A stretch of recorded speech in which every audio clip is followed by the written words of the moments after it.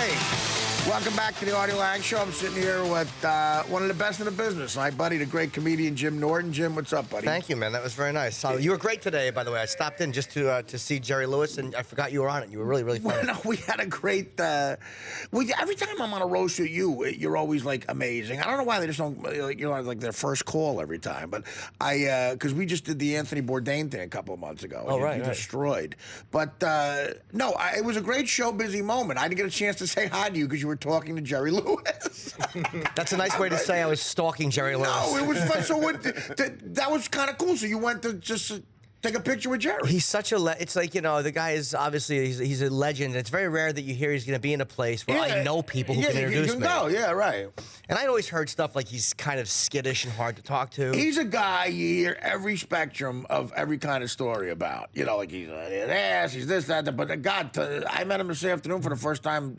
He was the nicest guy on the planet as far as today was concerned. I mean, well, I was introduced to him by kind of Saget and Belzer together, which I think helped a lot. Like he was like, oh, okay. They said, oh, he's a comic and he's fun. Right. But I think if I just met him in the street, he would have just ignored me. You know, it was fun.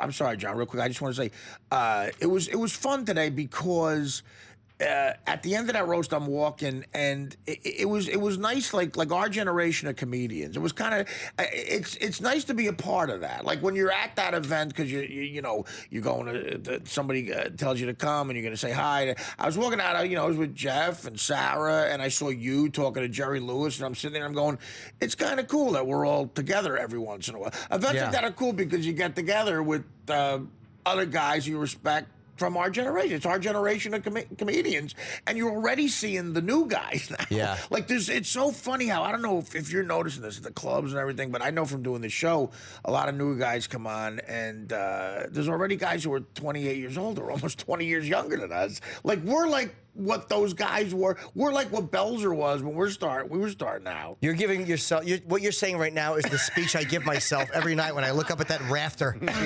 and try to get a rope around it. No, I'm just saying, we have become now, we're officially the older comics. Like, oh, boy, I've said that alone in my basement many times already. Isn't that weird? It's weird, though. It's weird. It's okay, though, because I figure we're still working and doing it. It's good to be 20 years in and people go, hey, I like what you do. And you can still sell tickets and you're relevant. Yes. Yeah. I don't feel relevant, but I feel like I feel like I'm working and I'm making a living. I don't feel relevant, but I feel like I'm making a living. Absolutely.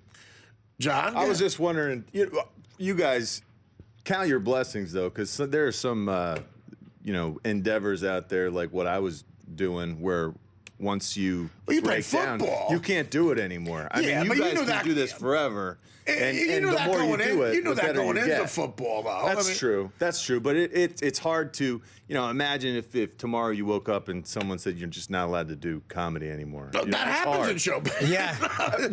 Well, not to you guys. Well, they don't say it directly, but they could. Well, you never know. People say, "Look, it's finally over." Where no one's buying tickets. I mean, no one says it to you. The audience does. Yeah, that's even more depressing. Or sometimes the whole business. Michael Richards, the whole business woke up and went, nah, you're out, Mike.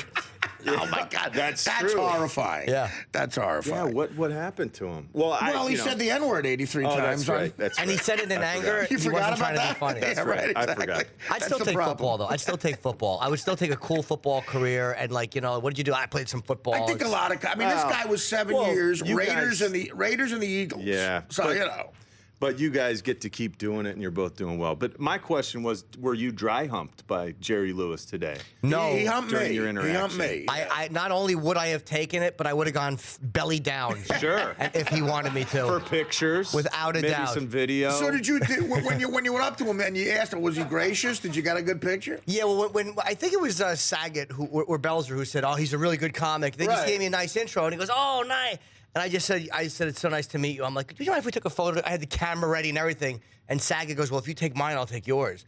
So Saget took the picture. And this was after staying at Sirius Radio for an extra hour and a half because the 1973 Knicks were there, and I wanted to get a photo with them. Really? I see, dude. So what a great day you had. Jerry Lewis and the 73 Knicks in the same I got 6 of the 73 Knicks. Who? Well, it was Pat Riley. No, Pat Riley wasn't there. I named the one guy who wasn't there. Dave the Busher. I really am stupid. Did you get the Busher? No, he's dead. Oh, he's right. I think dead. he died. He died. Dave the Busher died. Yeah, I believe so in 2003. I got Phil Jackson. Earl the Pearl was there. Oh, that's all you need. Did you get Clyde? Clyde was there. Yeah. Jerry Lucas. Jerry Lucas. And Bill Bradley. And Bill Bradley. And there was one more. There was 6 of Wow. them. I forget who the other guy was. There was 6 of them. Well, I mean, if you get Bradley and the Pearl, and people forget Phil Jackson was on that team. Yeah. Because he's, you remember Phil Jackson as a coach. You don't really remember him as a player. Right. Don't you find Sirius to be a real interesting place to work? That lobby area could be there's a Catholic channel, so it could be like a guest from your show or Howard, literally Beetlejuice sitting next to nuns going into. But you had the 73 Knicks could be sitting next to whatever. Yeah. It's an interesting place. Yeah, it really is a weird mix of people coming and going. Right. And it is kind of like, I hate to say show busy, but people that would not interact well in the street or outside the building, one would be uncomfortable by the other. But in that environment, somehow. it works. Everybody's comfortable. Yeah. Now, how are you guys doing over there? How's the show? Do you guys still like it over there? And We love doing the gig. I love the gig. the uncensored part is so great. It's right? amazing. Yeah. I say whatever I want. But then I come here and I'm like, wow, TV cameras and all this stuff. God, I hate being alive. I do Rogan's podcast. I see why the podcast has TV cameras. And we have nothing. I flip cam it myself just to put it on YouTube. There's got to be some. I mean, you guys are as successful as it gets. How is that possible? I don't know, but believe me, we've all said, the 3 of us, that's exactly what we say. How is this possible? We don't know. I mean, every comic from our generation knows. I mean, you go through, O&A, and it's unbelievably entertaining, and you guys got all the edginess that every comic loves. And why is that not on television? I really Some don't know. representation has to be fired. And I tell them that, and we blame the company, but it's easy to blame the company. Yeah. But it's not always the company, because the company, it's like I have to present the company with something and go, do this now.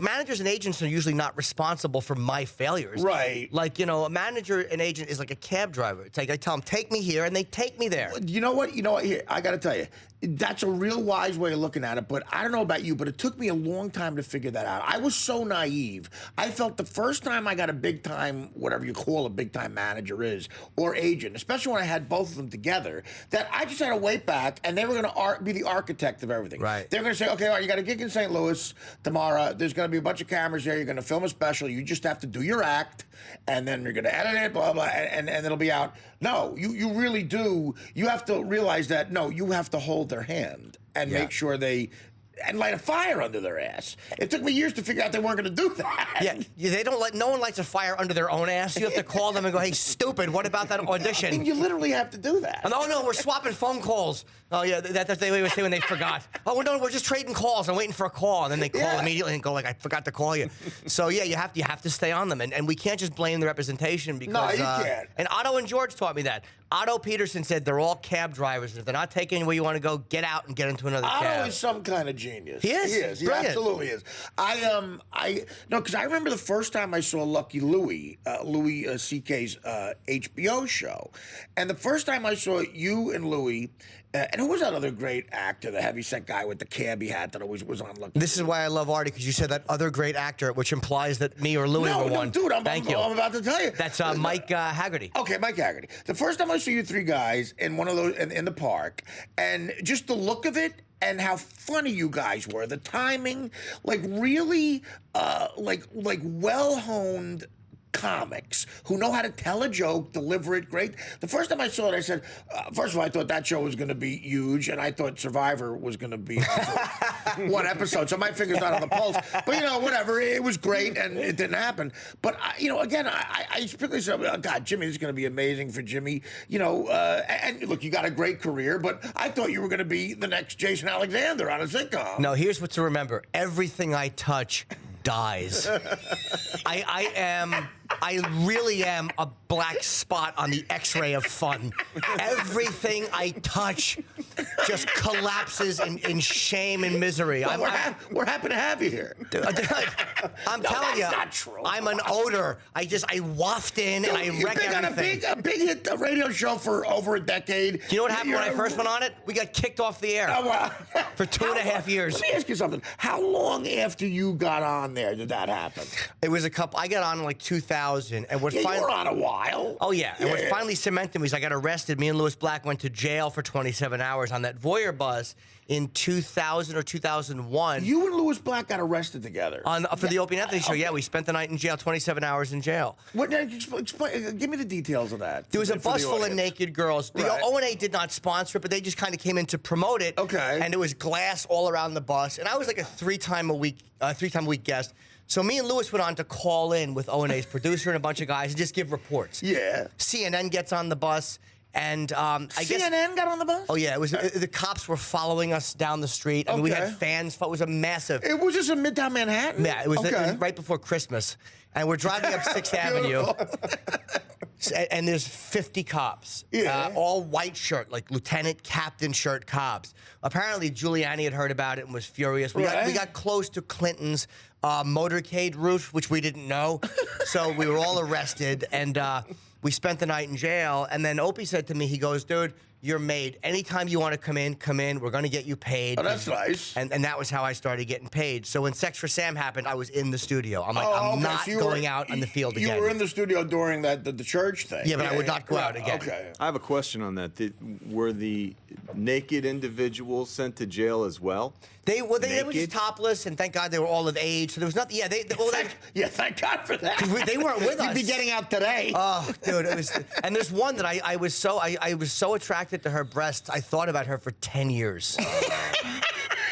I was so attracted. That's a very to them. brave thing to admit. They You're were in show odd. business, and it's brave to admit They that. were odd breasts. They were just odd, and I liked them a lot. Wait, so you and Louis went to like Central Booking and everything? We stayed in the Tombs for 20. And Louis and I were both heavy smokers at the time. Yeah, oh my God. And I quit smoking in December of 2001, so this is obviously before then.